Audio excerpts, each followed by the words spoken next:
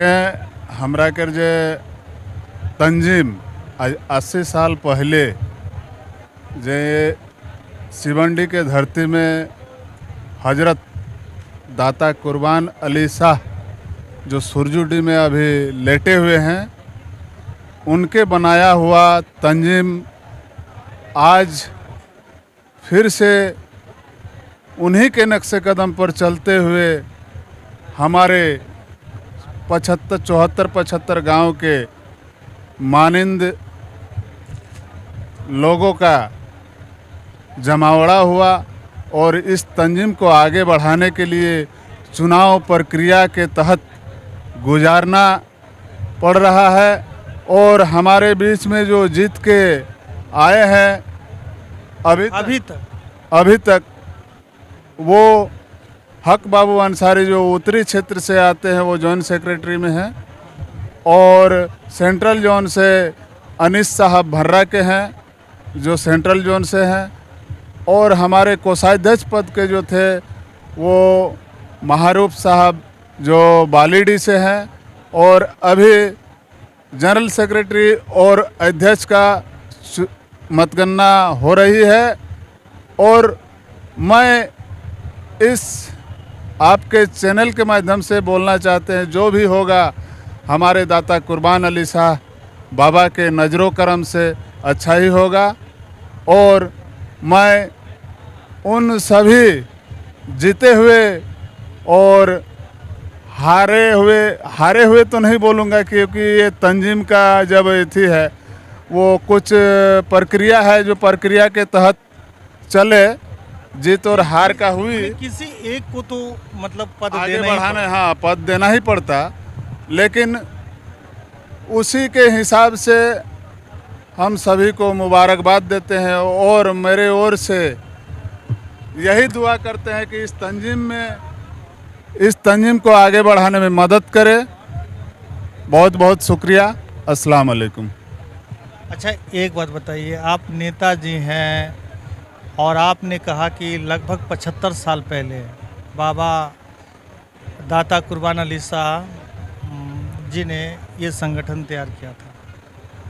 उस वक्त जो समाज में कमियां थी उसके अनुरूप उन्होंने संगठन बनाया था, लेकिन आज जिस तरह समाज में कुरीतियां बढ़ गई हैं उसको लेकर क्या सलाह है? मेरा सलाह यही है, इस तंजीम का काम है कि समाज में जो कमी बेसी है वो उसको सही लाना। आप रोज तो रात दिन समाज सेवा करते रहते हैं, क्या कमी देखते हैं? देखिए, एकल परिस्थिति में समाज सेवा करना और एक तंजीम के माध्यम से समाज में कमी क्या देख रही है? समाज में देखिए, समाज में अभी शिक्षा का क्षेत्र में हमारे कौम का बहुत माने कमी है। और किस? और आप देखे रहे, नौकरी तो खैर अलग बात है। समाज में आप शिक्षा को देख रहे हैं, कमी है। दहेज एक जो है ना, एक प्रथा उभर कर आई है सामने, तो इस तरह की चीज़ों में रोक लगेगी? देखिए, ये जागरूकता है अपने अंदर, कल्ब के अंदर। अपन बात कौन दादा, बेटा के बियाह देवी तो पैसा लेवी ना की? नहीं भाई, पैसा नहीं लूँगा। नहीं लीजिएगा? नहीं। और मेरा बेटी का भी देखिए, मेरे चैनल में बोल रहे हैं भाई। सुनिए, मेरा बेटी का भी शादी हो रहा है और बिना दहेज का शादी हो रहा है। मैं उनको बहुत बहुत शुक्रिया अदा करना चाहते हैं। जो छोटी बेटी का मेरा शादी हो रहा है वो दहेज मुक्त शादी करा रहे हैं। वाह, क्या बात है। तो ये एक्सक्लूसिव थे इस्लाम अंसारी जो जेएमएम के कोषाध्यक्ष हैं, और इन्होंने मेरे चैनल में साफ साफ कहा है कि मेरी छोटी बेटी की शादी हो रही है जिसमें मैं ना दहेज दे रहा हूं, और बेटा की जब शादी करेंगे तब भी हम दहेज लेन देन नहीं करेंगे, क्योंकि ये समाज में ये बहुत बड़ी कुरीति सामने आई है। और जिनके पास में पैसा है उनको तो असर नहीं बुझाता है, लेकिन गरीब लोग पीछे जाते हैं, दर दर भटकना पड़ता है, 100 घर मांगना पड़ता है, फिर भी पूर्ति नहीं कर पाते हैं। हमारे बीच में कांग्रेस के कमरुल हसन जी हैं, कांग्रेस के ओबीसी विभाग के महासचिव हैं। कमरुल जी, बताइए, आप अक्सर समाज में जाते हैं, शिक्षा, दहेज इनके अलावे भी बहुत सारी कमियां हम देख रहे हैं समाज में। आप भी एक समाज सेवी हैं, क्या कहना चाहिए?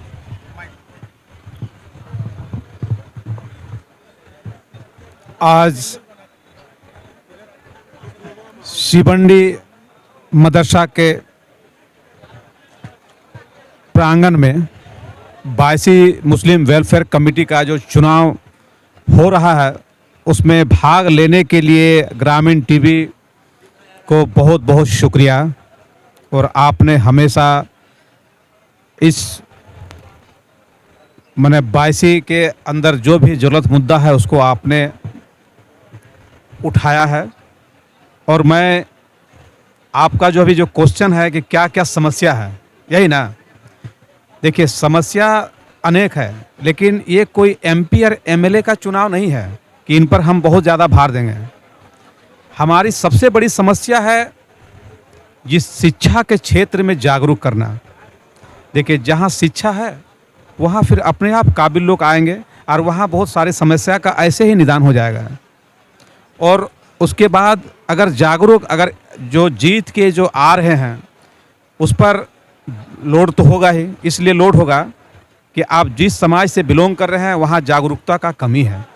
जैसे चिकित्सा के क्षेत्र में बहुत सारे क्या है कि जानकारी, हम ऐसा अवेयरनेस प्रोग्राम ही नहीं कर रहे हैं कि जो उनको जानकारी देंगे कि क्या कैसे क्या हो जा रहा है, मतलब ये बीमारी अचानक बढ़ जा रहा है, क्या खाने से बढ़ रहा है। ये सब बहुत बुनियादी चीज़ है। हम देखिए, हम यहाँ नौकरी का चाहे बहुत बड़ा बात नहीं करेगा कि ये क्या है, ये इनके पास कोई सरकारी फंड नहीं ना है, लेकिन ये अपने समाज को, अपने मुआशरे को बैठा के ये सब तो कर ही सकते हैं। अपने इमाम को ताकीद तो कर ही सकते हैं कि अपने मिंबर में खड़ा होके इस सब चीज़ को खास करके मुद्दा उठाइए। जो दहेज का मुद्दा है वो तो हमारे हाथ में है ना, उसको तो हम कर ही सकते हैं। लेकिन और एक बात है कमरुल साहब कि ऐसे जो खबरें आ रही है कि हमारे पूर्वजों ने लगभग 800 एकड़ ज़मीन बीएसएल परियोजना को दी है। आज उनके जो परिवार के लोग हैं, बच्चे हैं, बेटा बेटी हैं, वो दर बदर भटक रहे हैं।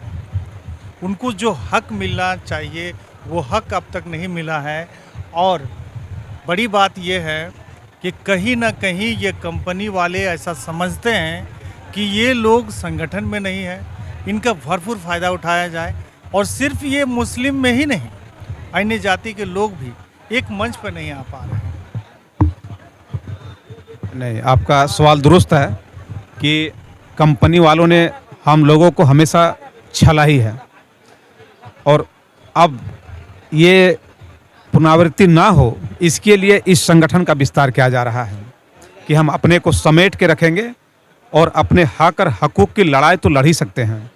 जब हम ज़मीन दे के कल कारखाना बिठा सकते हैं तो अपने बच्चे के रोज़गार के बारे में उसके आमने सामने बैठ के तो बात करेंगे ही। अब बस यही सब ज्वलंत मुद्दा जो है ना, इसी का जागरूक करने के लिए ये 22 का संगठन विस्तार हो रहा है। मुस्लिम ने बच्चे को पढ़ाया तो जरूर जा रहा है, ठीक है, लेकिन बच्चे इंटर करने के बाद में ड्रॉप आउट हो जा रहे हैं।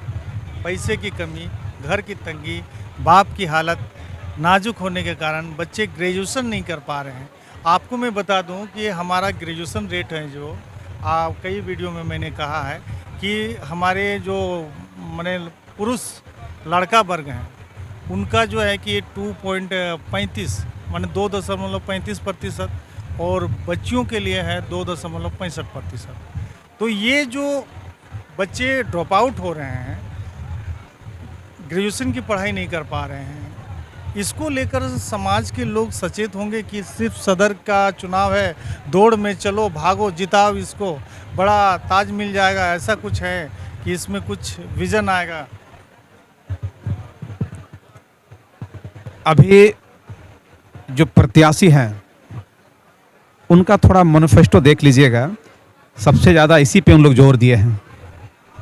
इसमें से जो भी जीत के आए हैं, इसमें से जो सदर और जनरल सेक्रेटरी जो जीत के आएंगे, सबसे ज़्यादा जोर उन लोग का मैनिफेस्टो में हमको लग रहा है प्रमुखता से इसी बात को रखे हैं कि जो बच्चे नहीं पढ़ पा रहे हैं उस पर हम लोग ताकीद करेंगे। किसी गांव में ऐसे भी होनहार बच्चे हैं जो इसका बाप एक मजदूर है और वो जानता ही नहीं कि अपने बच्चे को बोर्ड और इंटर के बाद हमको क्या करना है। वही चीज़ को सही राह में दिखाने के लिए इस कमेटी का विस्तार हम लोग जोरों शोरों से कर रहे हैं कि सही आदमी आए और इस पे निगाह रखें कि हमारे बच्चे का मुस्तकबिल बेहतर हो। यानी मैं ग्रामीण टीवी में साफ साफ ये ऐलान कर दूं कि मुस्लिम में जो भी ओहदेदारान हैं, जो भी समाज के सशक्त लोग हैं, आर्थिक रूप से मजबूत हैं, शिक्षा से मजबूत हैं, उनको तो ये लग चुका है कि मेरे समाज में शिक्षा की कमी हो रही है और इसे पूरा करना, आह्वान करके पूरा करना, लोगों को जागरूक करना, ये सबसे बड़ा कार्य होगा। क्योंकि आज कहीं ना कहीं लगभग 23 वर्ष के बाद में मुस्लिम समाज को हम एक मंच में बैठते हुए देख रहे हैं, गुफ्तगू करते हुए देख रहे हैं। हर किसी के ज़बान में एक ही बात आ रही है कि समाज की भलाई कैसे हो, समाज पिछड़ कैसे गया। हमारे बीच में हाजी मोइनुद्दीन अंसारी करमाटांड़ से है, हम उनसे राय जानेंगे क्योंकि उनकी उम्र काफ़ी है, ज़िंदगी को जिया है, हर तरह की समस्याओं को देखा है, एक्सपीरियंस है इनके पास में काफ़ी। जी, क्या सुझाव दीजिएगा? क्योंकि जो सदर बन रहे हैं, मान के चलिए वो भी एक इंसान है, हो सकता है कि आपकी ज़िंदगी का एक छोटा सा अनुभव उनके लिए काम कर जाए और समाज के लिए उत्थान हो। माशाअल्लाह, सबसे पहले तो मैं आपका शुक्रगुजार हूँ कि आपने हमको बोलने का मौका दिया। और आज जो बायसी मुस्लिम वेलफेयर कमेटी का जो इलेक्शन हो रहा है, तो इलेक्शन कमीशन ने इतना बढ़िया इंतज़ाम किया है कि सभी एकदम बाग बाग हो गए हैं। इसका मैं तारीफ़ करूँगा। और जहाँ तक आपका सवाल है कि सदर जो पद में है वो जीत के मैंने क्या हम सजेशन दे सकते हैं, तो वो लोग अपना मैनिफेस्टो में बहुत ही अच्छी अच्छी बातों को लिखा है। अगर उसी को वो लोग अमल कर लें, अगर 40% भी पूरा कर देंगे ना, तो इस कौम का बहुत बड़ा भलाई हो जाएगा। जो उन लोगों ने शिक्षा पर सारा जोर दिया है, शिक्षा में जो बच्चे ड्रॉप आउट हो जा रहे हैं उस पर भी ध्यान देने की बात उन लोगों ने कहा है कि किसी भी तरह से फंड का जुगाड़ करके, और वैसे जो निर्धन बच्चे जो पैसे के अभाव के चलते ड्रॉप आउट कर जाते हैं उसको ऊपर उठाने का पूरा प्रयास करेंगे। और हम आशा भी करते हैं कि जो भी इसमें प्रत्याशी हैं सभी बहुत बड़े पढ़े लिखे हैं और उनसे हम लोगों को बहुत उम्मीदें हैं। चाहे जो भी जीत के आए वो लोग बहुत ही अच्छा काम करेगा, इतना हम लोगों का आशा और विश्वास है। और एक जो हमारे समाज में कुरीति फैल रही है अभी देखा देखी में, ये नशा का जोर बड़ी ज़ोर से चला हुआ है। हम जो भी सदर कैंडिडेट और जनरल सेक्रेटरी हैं उनसे मैं गुजारिश करूंगा, पुरजोर अपील करूंगा कि इस पर वो जगह जगह तंजीम के माध्यम से जागरूकता अभियान चलाए कि इसमें कितना खराबी है। एक तो अपने बिगड़ रहे हैं, आसपास के माहौल को भी बिगाड़ रहे हैं, और अगर उसमें बहुत बढ़िया से वो लोग काम करेंगे तो ये क्षेत्र बहुत माने काम करने का बहुत बड़ा क्षेत्र है और हम आशा करते हैं उसमें ये लोग ध्यान देंगे। तो ये थे मोइनुद्दीन अंसारी करमाटांड़ से। हाजी मोइनुद्दीन हैं, हज किए हुए हैं और इन्होंने कहा कि हमारे समाज में नशा को लेकर ये चिंतित हैं।